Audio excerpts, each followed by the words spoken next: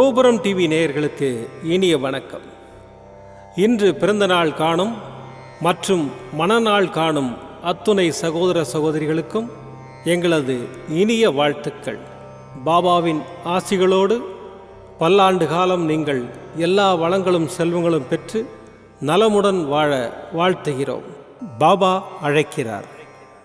அவரின் பொன்மொழிகளை கேட்பதற்காக, நம் பிரச்சனைகளை தீர்த்து வைக்கும் அற்புதமான கூட்டு பிரார்த்தனை செய்வதற்காக, மேலும் மனம் ஒருநிலைப்படவும் மனம் அமைதி பெறவும் அற்புதமான தியானம் செய்யவும் பாபா அழைக்கிறார். பாபா நம் கரங்களை பிடித்து அழைத்து சென்று அற்புதம் நிகழ்த்தவிருக்கிறார். வாருங்கள், பாபாவின் பொன்மொழிகளை தரிசனம் செய்வோம். அன்பு குழந்தையே, இன்று முதல் புதிய கணக்கை தொடங்கு. என்னை நம்பி இன்று முதல் புதிய முயற்சியை செய். புதிய வாழ்க்கையை ஆரம்பித்துக்கொள். இதுவரை தோற்றத்தையும் நம்பிக்கை இழந்ததையும் மரண விளிம்புக்கு சென்றதையும் மறந்துவிடு. வாழ்வதற்கு வா. உன்னை வசந்தத்திற்கு அழைத்துச் செல்ல நான் காத்திருக்கிறேன்.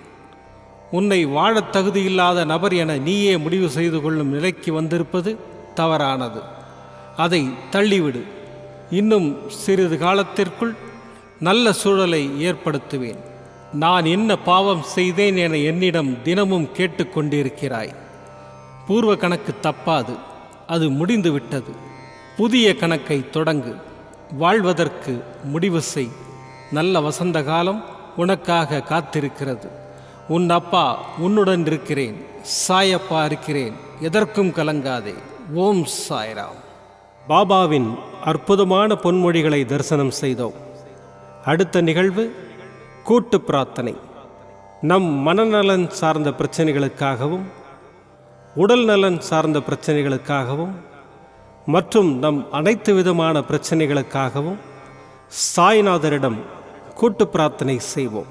வாருங்கள், இந்த அற்புதமான கூட்டு பிரார்த்தனையை செய்வோம். பிரார்த்தனாஷ்டகம். 8 பிரார்த்தனைகள். சாந்தமான மனம் கொண்ட சாயிநாதரே, அறிவின் சிகரமே, அன்புள்ளம் கொண்டவரே, கருணை கடலே, உண்மையின் இருப்பிடமே, மாயை என்னும் இருளை அகற்றுபவரே, ஜாதி மத பேதங்களுக்கு அப்பாற்பட்டவரே, எங்களின் புரிந்து கொள்ளும் திறமைக்கு அப்பாற்பட்டவரே, அன்பின் இருப்பிடமே, ஷீரடி வாழ் இறைவனே, என்னை காப்பாற்றும், என்னை காப்பாற்றும். ஞான சூரியனே, ஞானத்தை வழங்குபவரே, பக்தர்களின் மனங்களில் உலவிடும் பரமஹம்சரே, அனைத்து நன்மைகளுக்கும் காரணமானவரே, தங்களை சரணடைந்தவரை காப்பவரே, படைக்கும் தொழில் புரியும் பிரம்மாவும் காக்கும் கடவுளான விஷ்ணுவும் நீங்களே. 3 உலகங்களையும் யுகங்கள் முடிவில் தன்னுள் ஐக்கியமாக்கிக் கொள்ளும் ருத்திரனும் தாங்களே. நீங்கள் இல்லாத இடம் இந்த பூமியில் ஏது? எல்லாம் அறிந்த இறைவன் நீங்கள். எங்கள் எல்லோரின் இதயங்களிலும் வசிப்பவரும் நீங்களே. எனது எல்லா குற்றங்களையும் மன்னிக்க வேண்டும் என்று வேண்டி கேட்டுக்கொள்ளுகின்றேன். அலை அலையாய் தொடர்ந்து வரும் சந்தேகங்களையும் மனமயக்கங்களையும் போக்குவீராக. நீங்கள் கோமாதா, நான் பிறந்த இளங்கன்று. நீங்கள் சந்திரன், நான் சந்திரகாந்த கல். தங்கள் பாதங்கள் கங்கை நதி. பணிவுடன் இந்த தாசன் உங்கள் பாதங்களில் தலை வணங்குகிறேன். உங்கள் கைகளை என் தலைமீது வைத்து ஆசை கூறுங்கள். என் கவலைகளும் துன்பங்களும் பறந்தோடட்டும். இந்த கணு தங்களின் தாசன். இந்த 8 துதிகளையும் கூறி நான் உங்களை சாஷ்டாங்கமாக நமஸ்கரிக்கின்றேன்.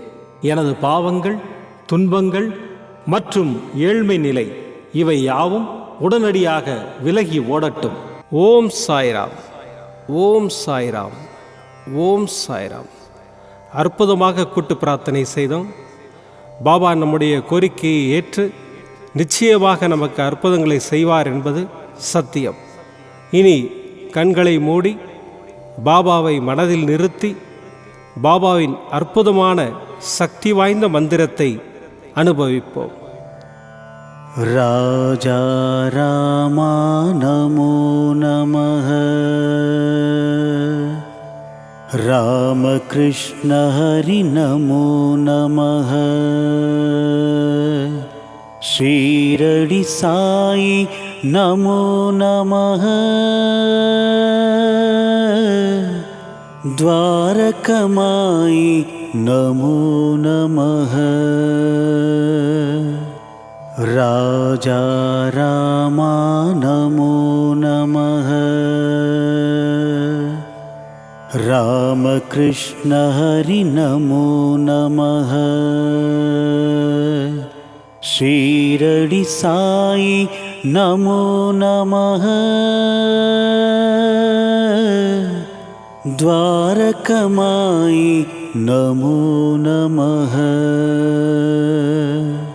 राजा रामा नमो नमः। रामकृष्ण हरि नमो नमः। शिरडी साई नमो नमः। द्वारकमाई नमो नमः। राजा रामा नमो नमः। रामकृष्ण हरि नमो नमः। शिरडी साई नमो नमः। द्वारकमाई नमो नमः। राजा रामा नमो नमः। रामकृष्ण हरि नमो नमः। शिरडी साई नमो नमः। द्वारकमाई नमो नमः। राजा रामा नमो नमः। रामकृष्ण हरि नमो नमः। शिरडी साई नमो नमः। द्वारकमाई नमो नमः। राजा रामा नमो नमः। रामकृष्ण हरि नमो नमः। शिरडी साई नमो नमः। द्वारकमाई नमो नमः। राजा रामा नमो नमः। रामकृष्ण हरि नमो नमः। शिरडी साई नमो नमः। द्वारकमाई नमो नमः। राजा रामा नमो नमः। रामकृष्ण हरि नमो नमः। शिरडी साई नमो नमः। द्वारकमाई नमो नमः। राजा रामा नमो नमः। रामकृष्ण हरि नमो नमः। शिरडी साई नमो नमः। द्वारकमाई नमो नमः। राजा रामा नमो नमः। रामकृष्ण हरि नमो नमः। ஷீரடி சாயி நமோ நமः. द्वारकमायि नमो नमः. राजा रामा नमो नमः. रामकृष्ण हरि नमो नमः. ஷீரடி சாயி நமோ நமः. द्वारकमायि नमो नमः.